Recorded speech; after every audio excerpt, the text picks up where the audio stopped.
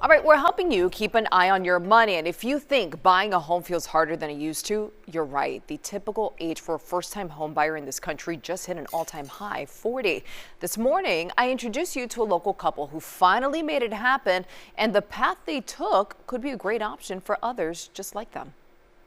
Osmani Sigler and his wife spent years trying to buy their first home, watching prices climb, neighborhoods change, and options shrink. But this year, they finally made it happen. So buying our first home has been a 5-year journey. By the time they found something, it wasn't in the neighborhood they originally hoped for. Instead, about 30 minutes south in Homestead. We kind of envision ourselves living a little bit more eccentric by the Kendall area, Tamiami, but everything down in that area is pretty out of reach as far as prices go. What made that move possible was new construction and a builder willing to offer incentives they could not get anywhere else. They definitely got us to a point where we were able to afford our mortgage payments to a 4.75. They even lowered the cost of the house too. At 38 and his wife, 45, their story is not unusual. In fact, it's becoming the norm.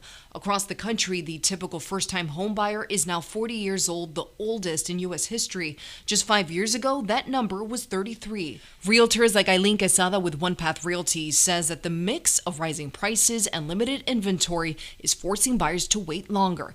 In Miami-Dade, the median price for a single-family home is $682,000. The prices are through the roof. It makes it a lot harder for those first-time home buyers to fulfill the dream. Lenders see that pressure too. John Lopez with Next Home Mortgage says today's prices mean many people can't buy until they hit a higher earning level. When somebody reaches the age of 40, they've typically settled into their career. They've probably received a couple promotions, so they're able to afford what your typical price point, what your average price point is in South Florida. His advice for anyone hoping to buy sooner: focus less on the list price and more on your long-term monthly comfort zone. What they want to focus is on the constant, which is the monthly payment.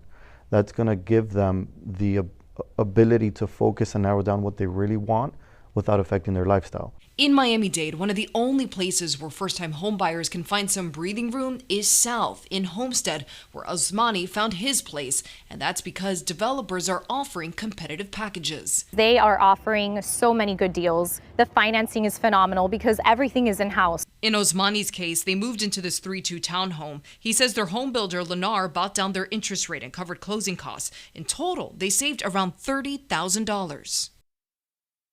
Obviously, a huge congratulations to Osmani and his family. Eileen, meanwhile, says that you can also find some great deals on condos right now in South Florida. But she does caution you need to do your research and become familiar with the building's HOA and special assessments.